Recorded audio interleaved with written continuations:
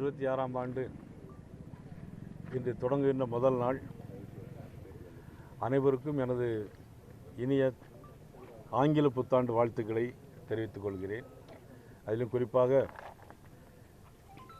நான் அரசியல் வரலாறு தொடங்கிய நாளிலிருந்து என்னோடு பயணித்துக் கொண்டிருக்கின்ற நெல்லை நமது பத்திரிகை நண்பர்கள், மீடியா நண்பர்கள், எல்லா காலங்களிலும் எனக்கு உற்ற துணையாக இருக்கிற உங்களுக்கும், என்னுடைய நான் அமைச்சராக, சட்டமன்ற உறுப்பினராக, இன்று பாரதிய ஜனதா கட்சியினுடைய தலைவராக உயரக்கூடிய அளவிற்கு என்னை வாக்களித்து வெற்றி பெற செய்த திருநெல்வேலி தொகுதி அனைத்து மக்களுக்கும், வாக்காளர் பெருமக்களுக்கும் எனது மனமார்ந்த நன்றியும் வணக்கத்தையும் முதலில் நான் தெரிவித்துக் கொள்கிறேன்.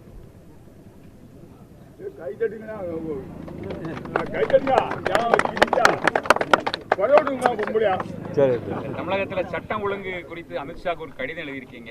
இந்த அளவுக்கு தமிழகத்தில் சட்டம் ஒழுங்கு என்ன நிலையில், எதனால் இது கடிதம் எழுதக்கூடிய அளவில் என்ன காரணம், என்ன நடவடிக்கை எடுக்கணும்னு நினைக்கிறீங்க? அதாவது தினசரி கொலைகள் நடைபெறுது. அந்த கொலைகளுக்கு அடிப்படையான காரணம் என்னன்னா போதை. அதிலும் குறிப்பாக கஞ்சா. எல்லா குக்கிராமத்திலையும் கஞ்சா, பெத்தமட்டின் போன்ற பல பொருட்கள், போதைப் பொருட்கள், நவீன போதைப் பொருட்கள் தமிழ்நாடு முழுவதும் நடைபெற்று கொண்டிருக்கிறது.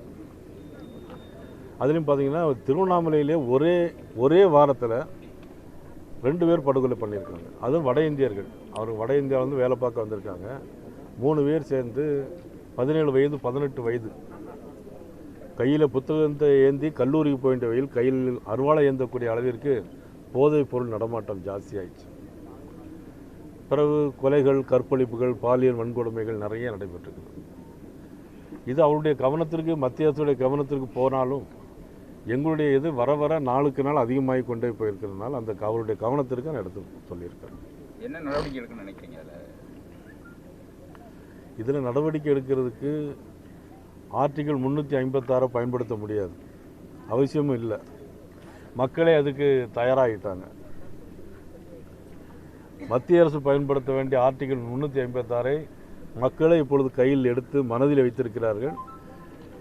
26 பிறந்து விட்டது. ஜனவரி, பிப்ரவரி, மார்ச் 3 மாதம், 90 நாள்.